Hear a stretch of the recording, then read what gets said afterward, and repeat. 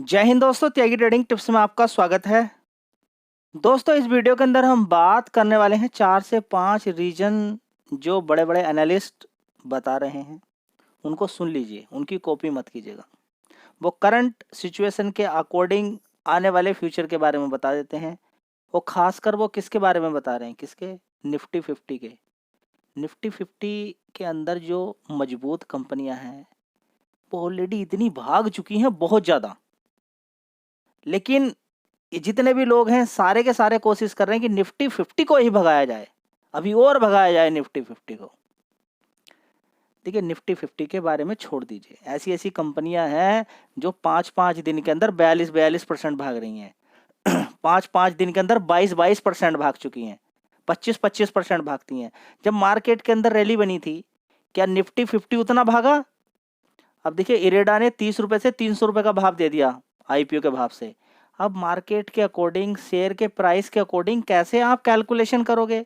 अगर आपने शेयर लिया हुआ था इरेडा का, उस समय 62 रुपये 60 रुपये का भाव था, और किसी ने बोला कि मार्केट जाएगा इतना उतना, तो फिर आप उसको कितना, फिर तो आप सोचते कि बस इसको ज़्यादा ज़्यादा 100 रुपये में बेच के अलग कर दीजिए।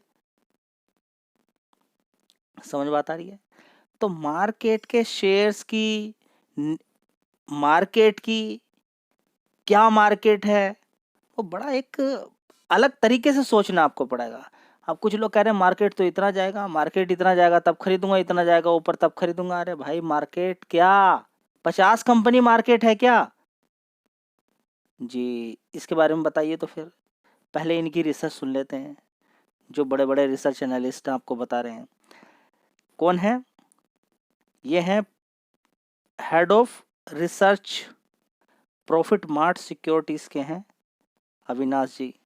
इनका कहना है कि मार्केट के अंदर जो अभी रैली बनी है, उसके या आने वाले टाइम में जो थोड़ी रैली बन सकती है, उसके रीजन है कि फेड के अंदर रेट कट हुआ है।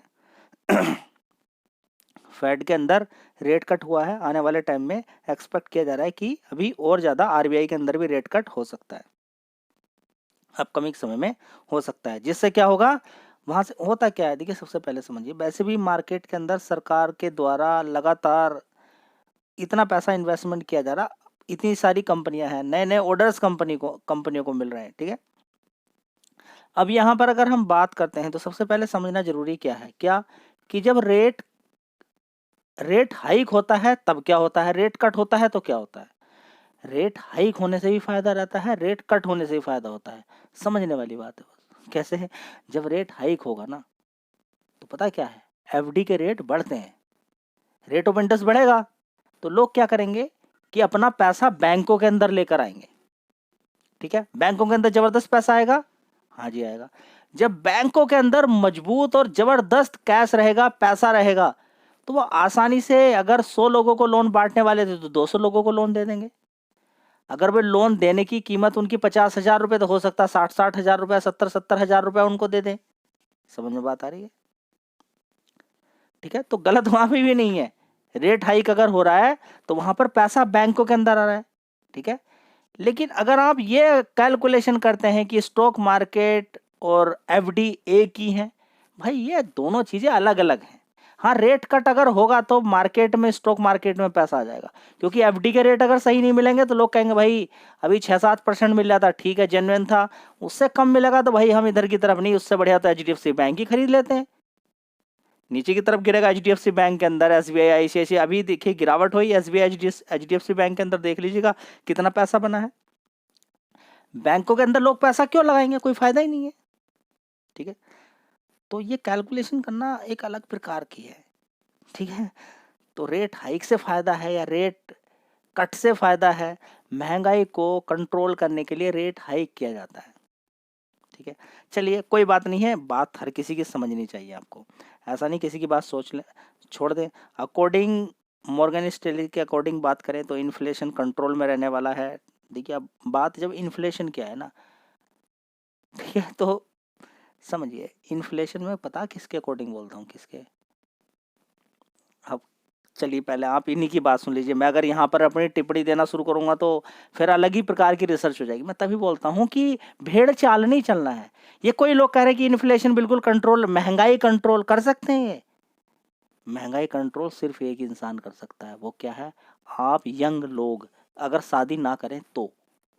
शादी कर लें तो बच्चे, देखिए होता क्या है कि एक एरिया के अंदर, मानिए एक एरिया है, ठीक है, इस एरिया के पास एक जमीन का टुकड़ा है कुछ, ठीक है, यहाँ पर कुछ लोग रहते थे, इनकी शादी हो गई है, ठीक है, अब इनके एक, किसी के 2 बच्चे, किसी के 3 बच्चे, किसी के 4 बच्चे। अब जो जमीन का टुकड़ा था किसी पे 4 बीघे, उसके 4 बच्चे हो गए, एक एक बीघा हो गया, अब वो आगे का कुछ पता नहीं क्या होगा भाई, ठीक है। तो वो क्या, वो जो खेती होगी, जो वो मार्केट के अंदर गेहूं चावल आएगा या फिर वो अपने इस्तेमाल के लिए इस्तेमाल करेगा, ठीक है। कोई भी चीज़, किसी के एक लड़का है उस पे 5 बीघा जमीन है, उसका अगर गेहूं है, ठीक है, तो वो मार्केट के अंदर बेच सकता है, उसके जो जितनी जरूरत है वो अपना पास रखेगा, बाकी का बेच सकता है वो, ठीक है। तो महंगाई को कंट्रोल करने के लिए जरूरी है कि पॉपुलेशन पे कंट्रोल किया जाए, और वो होगा नहीं जी। क्यों? होने का मतलब ही नहीं भाई साहब। जिस समय शादी होती है उस समय देखिए पूरी तरह से कंट्रोल कर लिया जाता है। किसको कंट्रोल कर लिया जाता है? एक दूल्हे को कंट्रोल में, बिल्कुल उस पर जादू टोना कर दिया जाता है। कैसे? कभी ये वाली रस्म होगी, इतने सारे लोग बैठेंगे, कभी उसके तिलक लगाएंगे, कभी हल्दी लगाएंगे, कभी ऐसा बैंड बाजा बजेगा, उसे घोड़ी पर सजा के रखा जाएगा, फिर इतनी जबरदस्त होके बारात चढ़ेगी कि वो अगर सोचने की भी कोशिश करेगा तो वो सोच नहीं पाएगा। उसके बाद रिजल्ट देखता है वो 5, 10, 10, 15 साल के बाद, क्या कहा भाई धोखा लग गया, हम तो बर्बाद हो गए भाई साहब, ठीक है। तो क्या होता है यहाँ पर, आप समझने की कोशिश कीजिए कि वो अपना जो खर्चा कर रहा था, वो और बच्चे पैदा करके उसको और क्या कर सकता, और क्या करेगा, दिक्कत में चला जाएगा, वहां पर उसे क्या हो जाएगी, वहां पर परेशानी। अब देखिए मैं कुछ लोगों की बात नहीं कर रहा हूँ, मैं एवरेज लोगों की बात कर रहा हूँ। एवरेज लोगों की ही बात की जाती है यहाँ पर, वो नहीं कि जिनकी बढ़िया जॉब लगी है सब कुछ उनका, उनकी बात नहीं कर रहा हूँ मेरे भाई। मैं एवरेज लोगों की बात कर रहा हूँ, जो लोग इंडिया के अंदर रह रहे हैं। महंगाई उनके अकॉर्डिंग होगी, जिसकी बढ़िया कोई कंपनी चल रही है, उसको महंगाई से क्या लेना देना, उसके लिए तो चावल 1,000 रुपए का 1 किलो मिलेगा, वो तब भी खा जाएगा, उसको कोई दिक्कत नहीं होने वाली है। बात है एवरेज लोगों की, बात यहाँ पर चल रही है। तो पॉपुलेशन जितनी ज़्यादा बढ़ेगी उतनी महंगाई बढ़ेगी, और पॉपुलेशन कंट्रोल होने का कोई मतलब ही नहीं है। लगता है कोई ये कहाँ कहाँ से सारी चीज़ें निकल कर आ रही हैं। यूट्यूब पर देखिए अलग अलग तरह की वीडियोस देखी जाती हैं, दिमाग घूमा रहता है बस। गर्लफ्रेंड बॉयफ्रेंड, समझ में बात आ रही है? ये टिप्पणी यहाँ पर कर दी है, लेकिन आपको समझना पड़ेगा जब महंगाई की बात आएगी तो महंगाई मतलब गर्लफ्रेंड बॉयफ्रेंड, शादी। समझ लीजिए कहाँ पर लेकर जा रहा हूँ मैं आपको।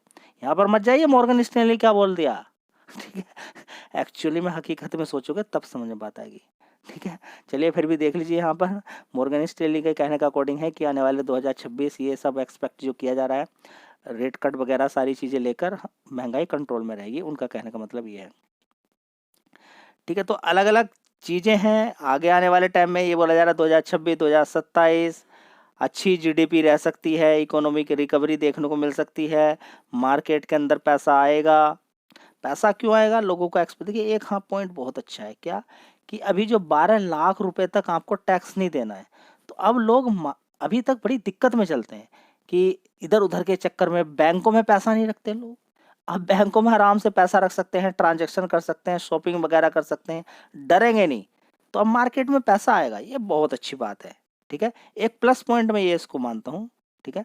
तो ये बात आपकी समझ में है। और क्योंकि पैसा अच्छा आएगा मार्केट के अंदर, लोग शॉपिंग आसानी से सब कुछ करेंगे, तो रिजल्ट्स अच्छे आ सकते हैं। चलिए ये एक पॉइंट अच्छा हो गया हमारे लिए। अब बात आती है स्टेबल इंडियन रुपीस। अरे मेरे भाई रहेगा नहीं रहेगा कुछ मालूम नहीं है। इंडियन रुपीस लगातार पिछले कितने समय से वीक हो रहा है, कमजोरी हो रहा है। डॉलर के रेट अगर लगातार बढ़ रहे हैं तो कमजोरी हो रहा है ना वो लगातार। देखते हैं 4 साल 3 साल के बाद कमजोरी होता चला जा रहा है, ठीक है। तो कहाँ तक अभी 50 60 रुपए 40 रुपए के अकॉर्डिंग होता था, कितना पहुंच गया 80 85 86 87 तक पहुंच गया, ठीक है। ठीक है, $1 की वैल्यू तो वीक हो रहा है, कमजोर हो रहा है। लेकिन क्या इस पर मार्केट का इस पर कुछ असर पड़ा? मार्केट की बात एक अलग है, रुपीस को इसका एक कैलकुलेशन ये एक अलग बात है कि जितना डॉलर का रेट ज़्यादा बढ़ेगा, ठीक है, उतना ही कंपनी पे ज़्यादा प्रेशर पड़ेगा, क्योंकि हम क्रूड वगैरह विदेशों से मंगाते हैं। तो जितना रेट, अब देखिए थोड़ा सा भी रेट बढ़ता है तो बड़ी दिक्कत परेशानी चलती है। तो विदेशों से जितनी भी ज़्यादा चीज़ें हम मंगाते हैं उनमें पेमेंट किस में करते हैं, डॉलर का रेट। अगर $1 की चीज़ हम कोई मंगा रहे हैं, इस कीमत कितनी है, $1 की, $1 की कीमत है, ठीक है। अभी कितना पैसा दे रहे हैं हम, 86 85 86 रुपये दे रहे हैं, ठीक है। पहले कितना देते थे? 70 रुपए, 75 रुपए, 80 रुपए, तो अंतर बैठ गया ना। ठीक है, तो अब वो मार्क यहाँ आके और उसका रेट बढ़ेगा। पीछे से महंगी ली है, इंडिया के अंदर आएगी, पहले अगर हमने 70 की ली है तो हम उसको 75 की बेच सकते हैं। अगर हम 86 की ले रहे हैं कोई $1 की चीज़, तो उसको बेचेंगे कितनी महंगी बेचेंगे ना। तो ये महंगाई का एक रीजन फैक्ट हो गया। तो यहाँ पर क्या है कि डॉलर के रेट जितने ज़्यादा घटेंगे उतना फायदा होगा। ठीक है, तो ये बात आपके समझ में आ जानी चाहिए। ठीक है, चलिए धीरे धीरे हो भी रहा है यहाँ पर।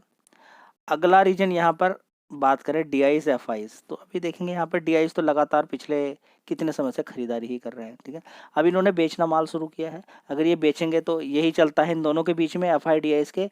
FIs अगर खरीदते हैं तो DIs बेचते हैं, DIs खरीदते हैं तो FIs बेचते हैं। अब इनको DIs को बेच लेने दीजिए।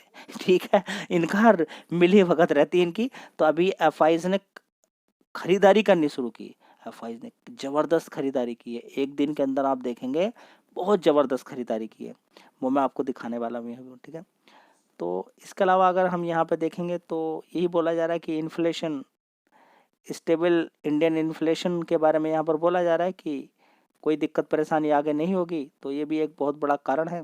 अलग अलग ब्रोकरेज फर्म यहाँ पर बोल रहे हैं कि लोअर प्राइस रहेंगे, ऐसा रहेगा वैसा रहेगा। अरे मेरे भाई, प्राइस मैंने फिर बोला आपके कंट्रोल में नहीं है। प्राइस आपके कंट्रोल में नहीं है, डिमांड और सप्लाई का खेल है सारा। समझिए बात को। ठीक है, डिमांड बहुत ज़्यादा बढ़ी हुई है, सप्लाई उतनी ज़्यादा नहीं होगी। इतने सारे पहले 100 लोग थे, अब धीरे धीरे 120 130 ज़्यादा डिमांड लगातार बढ़ जाएगी। ठीक है, वो विदेशों को भी सप्लाई करना होता है। जो कंपनियां हैं, शुगर मिल्स वगैरह जितनी भी कंपनियां हैं, अगर सारी चीनी इंडिया के अंदर ही बांटेंगे तो उनको इतना फ़ायदा नहीं होता है। शुगर के रेट किसान को अच्छे तब मिलते हैं जब उससे इथेनॉल निकलता है, दारू, दुनिया भर के और चीज़ें, अल्कोहल वगैरह बनाकर तैयार किया जाता है और विदेशों को सप्लाई किया जाता है इथेनॉल प्लस शुगर, उससे मार्जिन आता है। इंडिया के अंदर नहीं, इंडिया के अंदर जो बेचा जा रहा है उससे उतना मार्जिन नहीं है। समझ बात आ रही है। चलिए FIDs का एक बार डेटा देख लेते हैं। दिल खुश कर दिया यहाँ पर। FIs ने एक दिन के अंदर 49,892 करोड़ का माल खरीद के, मेन पॉइंट ये है, ये नहीं कि नेट 7,400 करोड़ का इन्होंने माल खरीदा है, ये नहीं है, क्योंकि खरीदारी कितनी की है, बिकवाली कितनी की है, 4,422 करोड़ की। माल भी बेचा जबरदस्त, खरीदा भी जबरदस्त है और नेट बाइंग भी यहाँ पर देखने को मिली। अब ये कितना कंटिन्यू के अंदर रहता है, खेल उसका है। मार्केट के अंदर तेजी मिल जाएगी, बन जाएगी, आपका जो शेयर जहाँ से गिरा है वहाँ से भी ऊपर चला जाएगा। सारा खेल इनका है। आप एक्सपेक्ट भी नहीं कर सकते कितनी तेजी कर सकते हैं। और ऐसा नहीं कि मार्केट के अंदर जो कंपनियां हैं ये आगे ग्रोथ नहीं करेंगी। इंडिया आगे ग्रोथ करेगा तो जो कंपनियां गिरी हुई हैं या नए IPO वाली कंपनीज भी आ रही हैं तो उनके अंदर भी अच्छा खासा कुछ देखने को आपको मिल सकता है। DIs की बात करें तो 18,800 करोड़ का इन्होंने माल खरीदा है, बेचा 22,000 करोड़ का, तो नेट 3,200 करोड़ का है। तो अब अच्छी बात होगी कि ये माल बेचें और ये खरीदें।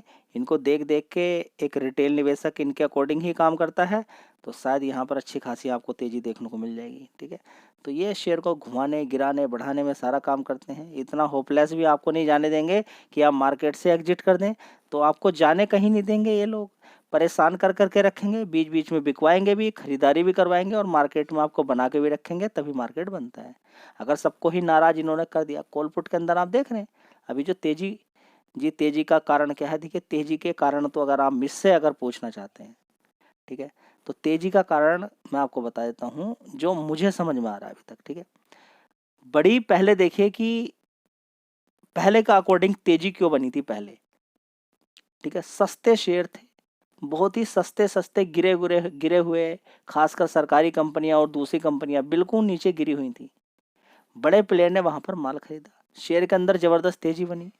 अब इतने सस्ते करके 5-5, 6-6, 7-7 गुना प्राइस हो गया FIs का, तो वो क्या करेगा जी, क्या करेगा? अरे बेचेगा मेरे भाई, पैसा कमाने के लिए आया है, इसलिए वो गिरावट आपको दिखाई दी जो गिरावट हुई अभी। ये हल्के हुए हैं FIs, भाई प्रॉफिट तो बुक करेंगे ना, इसलिए गिरावट थी। अब इसमें क्या डर है, डर के भाग जाएं कहीं, देश छोड़ के भाग जाएं कहीं, ऐसा हो रहा है वैसा हो रहा है, कहीं मार काट हो रही है क्या, गले काटे जा रहे हैं किसी के, या बिल्कुल देश के अंदर पानी पानी होने वाला सब जगह, या कहीं परमाणु बम गिरने वाला है, ऐसा कुछ दिखाई दे रहा है क्या आपको? नहीं, गिरावटें पहली बार नहीं हो रही हैं, गिरावटें उससे पहले भी हुई हैं। बस खेल ये है कि गिरावट को हैंडल कैसे किया जाए। एक ही तरीका है, सारा पैसा एक बार मत लगाइए, गिरावट का पूरा फायदा आपको मिल जाएगा। 1 लाख है, 10-10 हज़ार करके 10 बार में किसी शेयर के अंदर लगा दीजिए, गिरावट का पूरा फायदा आपको मिल जाएगा। लेकिन करे कौन? एक बार ह्यूज क्वांटिटी मारनी है, पहले मारी थी, एकदम जल्दी पैसा बनता है, वही आदत पड़ी हुई है, फिर फंसते हैं। ह्यूज क्वांटिटी मारने के बाद नीचे एवरेज बनाने के लिए भी ह्यूज क्वांटिटी मारनी पड़ेगी, पैसा खत्म हो जाता है एक शेयर के अंदर ही, बस काम खत्म हो गया स्टॉक मार्केट। SIP किसी को मालूम नहीं। अरे क्यों देखना भाई स्टॉक मार्केट को, क्यों त्यागी ट्रेडिंग टिप्स की वीडियोस आपको देखनी? कोई शेयर चूज कर लिया, ठीक है, अच्छी कंपनी, स्टार्टिंग में मेहनत की, 7-8 दिन 10 दिन 15 दिन मिल गई आपको, गिरावट वाला भाव मिल गया, सैलरी आएगी, SIP करनी है भाई। देखना भी क्यों है डेली मार्केट को? देखना, वीडियोस आप देख लीजिए, लेकिन मार्केट को क्यों देखना?